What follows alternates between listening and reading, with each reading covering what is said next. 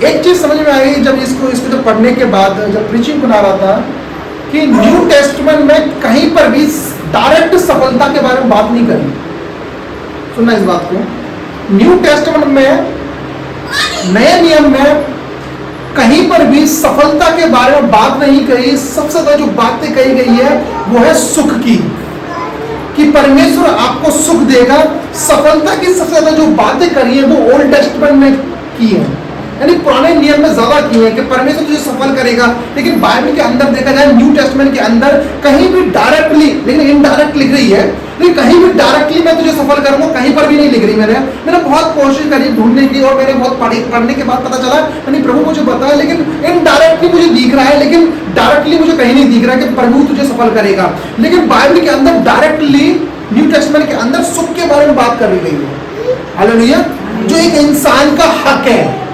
Hallelujah, सुनना इस बात को, नया नियम पुराने नियम में छिपा हुआ है और पुराना नियम नए नियम में खुल गया है। हालेलुया, आपको लेकिन इसमें बताता हूं, भजन संहिता 1 में लिखा है, लेखक उन परिस्थितियों की व्याख्या करने आ रहे हैं जिनके कारण एक व्यक्ति सुखी बनता है। हालेलुया, सुखी व्यक्ति और सफल व्यक्ति में अंतर है। सफल व्यक्ति संसारिक मामलों में लागू होती है, सफलता संसारिक मामलों में लागू होती है जिसका आनंद इस संसार में ही मिलता है। हालेलुया, सफलता संसारिक मामलों में उसे मिलती है और इस संसार में उसको वो सफलता मानी जाती है, उसे मिलती है। लेकिन सुखी व्यक्ति एक आत्मिक मामलों में माना जाता है, जो कि नया नियम हमारा बताता, आत्मिक चीज ज्यादा बताता नया नियम। यानी सुखी व्यक्ति आत्मिक मामलों में जिसका आनंद आने वाले संसार में मिलता है। हालेलुया, मैंने क्या बताया, नया नियम पुराने नियम में छिपा हुआ है और पुराना नियम नए नियम में खुल गया है। हम देखते हैं सफलता के बारे में, यहोशू सफलता के बारे में बात करते हैं, परमेश्वर से बात कर, तू जहां भी जाएगा मैं तुझे सफल करूंगा। लेकिन पुराने नियम में परमेश्वर ने बोला है धन्य हो तुम, सॉरी नए नियम में बोला है धन्य है जो व्यक्ति जो परमेश्वर के राज्य की खोज करता है, धन्य है जिनके मन शुद्ध है, धन्य है जो परमेश्वर को देखेंगे। तो ये धन्यवाद बहुत बोले नहीं, सुखी व्यक्ति के बारे में बोले। सुखी किस चीजों को, मतलब सुखी व्यक्ति आत्मिक मामलों में माना जाता है जो कि आने वाले संसार में उसका हिस्सा होता है। सफलता इस संसार में ही रहेगी और इस संसार के अंत तक रहती है वो, लेकिन सुखी आने वाले संसार में उसको माना जाता है, जो आत्मिक रूप से माना जाता है। हालेलुया, अब देखते हैं उसका पालन की पूर्ति, यानी 3 क्षेत्र है पालन की पूर्ति। ठीक है, पहला है प्राप्ति की पूर्ति, दूसरा है शरीर की पूर्ति और तीसरा आत्मा की पूर्ति। अब सुनना इस बात को, भजनकार समझाते हैं कि वे मनुष्य के सुख की बात कर रहे हैं, वह सुख जो केवल मनुष्य ही प्राप्त कर सकता है।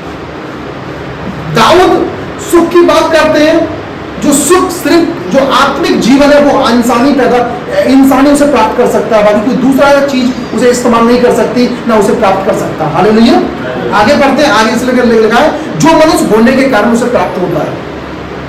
सुख एक मनुष्य ही प्राप्त कर सकता है, आत्मिक जीवन एक मनुष्य ही प्राप्त कर सकता है, जो उसे मनुष्य होने के नाते उसे मिलता है।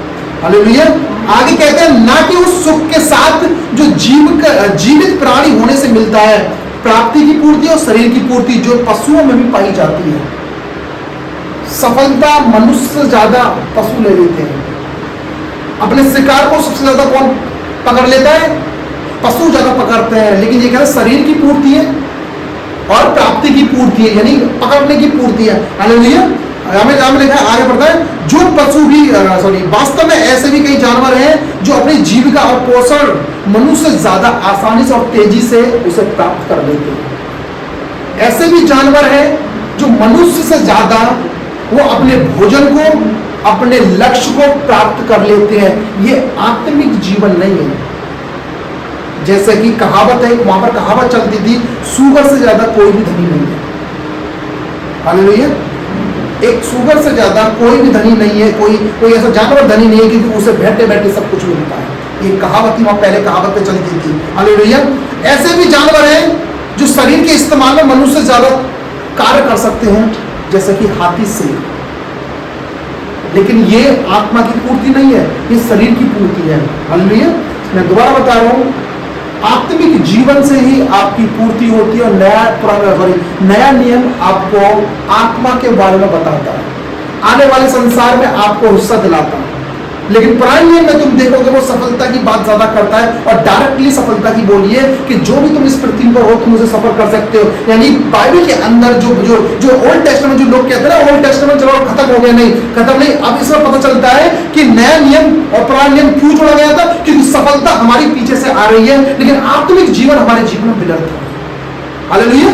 सफलता ओल्ड टेस्टामेंट से हमारे पास आ रही है, परमेश्वर का वचन है मैं तुझे सफल करूंगा, तो ये वचन प्रभु ने दे रहा कहते हैं। लेकिन आत्मिक जीवन जो देनी थी, आत्मिक की पूर्ति देनी थी, वो प्रभु यीशु मसीह के द्वारा देनी थी। इसलिए वो प्रभु यीशु मसीह ने नया नियम को लेके आए।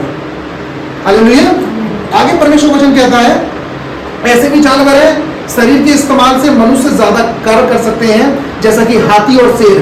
सोच और समझ में, इंद्रियों में चील और बाज है जो मनुष्य से ज्यादा कार्य करते हैं।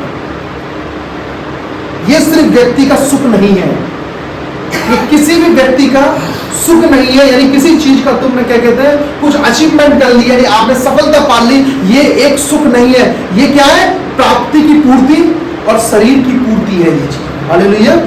आत्मिक पूर्ति क्या है? एक शुद्ध चरित्र और आत्मिक गुणों से पूर्ति है, ये आत्मिक पूर्ति है। नहीं समझे आप? हालेलुया। मुझे लगता है थोड़ा सा, बल्कि मनुष्य का सुख शुद्ध चरित्र है। हमारी प्योरिटी बताती है कि हमारा जो सुख है, जो आने वाले संसार में जो प्रभु देने के लिए जा रहा है, वो क्या है? सुख। सफलता क्या है? जो आज हम जो कहते हैं, जो पुराने नियम में लिख रही थी कि हमें कुछ भी चीज चाहिए तो उसमें सफलता के लिए हमें परमेश्वर की जरूरत पड़ती है, लेकिन प्रभु यीशु मसीह ने उस सफलता के साथ में हमें सुख भी दिया आने वाले संसार में। हालेलुया। तो यहां पर बताता है कि मनुष्य का सुख उसका शुद्ध चरित्र है। आगे बढ़ते हैं कि आत्मिक गुणों से पूर्ति है, केवल मनुष्य ही इसे प्राप्त कर सकता है, ना कि कोई जानवर इसे प्राप्त कर सकता है। हालेलुया।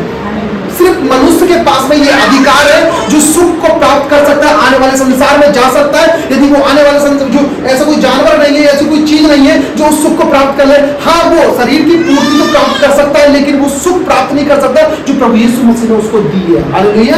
एक इंसान के पास में अथॉरिटी और एक पावर होती है, एक सोच और समझ होती है, सिर्फ उसे मिलती किस बात से? क्योंकि वो इंसान है, इसलिए उसको सुख मिला है। यदि वो सुख नहीं ढूंढ पाता, वो उसकी गलती होती है, लेकिन परमेश्वर ने उसको सुख दे दिया है इंसान को। हालेलुया।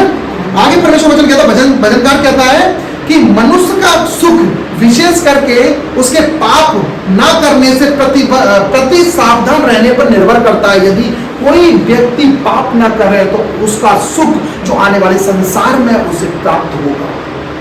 पाप ही है जो आपके जीवन से सुख को छीनता है। बाइबल न्यू टेस्टमेंट पूरा सुख के बारे में बात करता है, आने वाले संसार के बारे में बात करता है जो कि परमेश्वर आपको देगा। पुराना नियम देखा जाए तो डायरेक्टली बात करता सफलता के बारे में कि मैं तुझे सफल करूंगा। इसलिए यही कारण है कि ओल्ड टेस्टमेंट और न्यू टेस्टमेंट को साथ में जोड़ा गया था।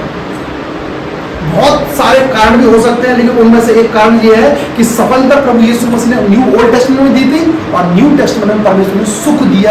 यही कारण था कि बाइबल को, ओल्ड टेस्टमेंट को न्यू टेस्टमेंट को साथ में जोड़ा गया था। हालेलुया।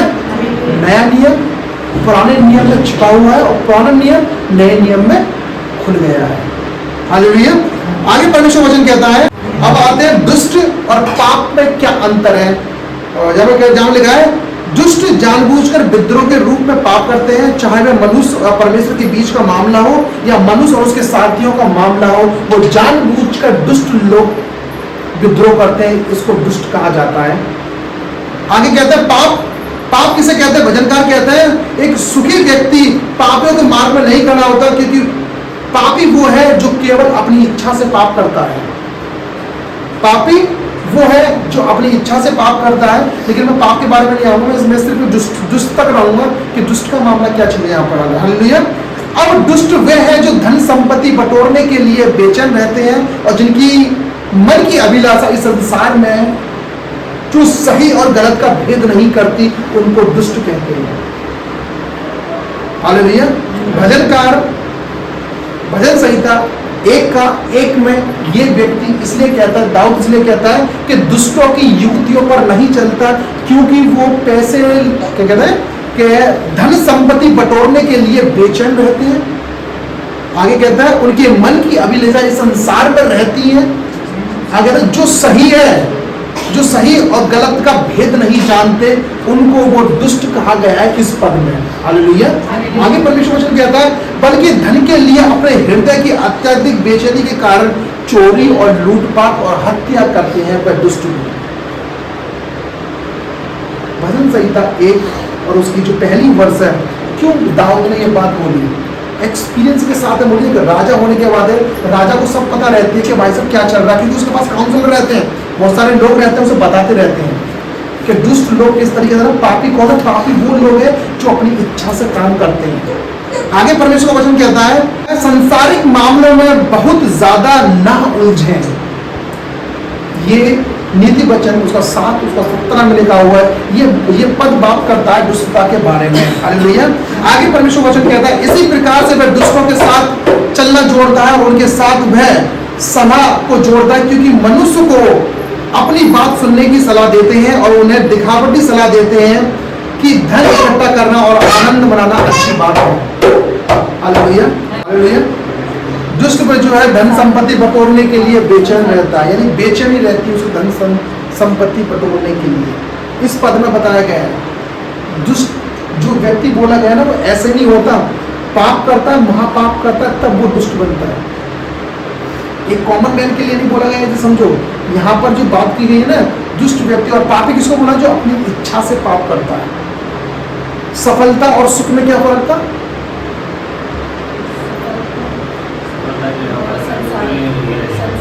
सफलता वो है जो संसार की है और संसार में रहती है। सुख आत्मिक जीवन है जो आने वाले संसार में आपको वो जगह तैयार कराती है, वो मिलन का बात कराती है परमेश्वर के साथ में। हालेलुया। तो आपको समझ में आ रहा है मैं क्या कह रहा हूँ?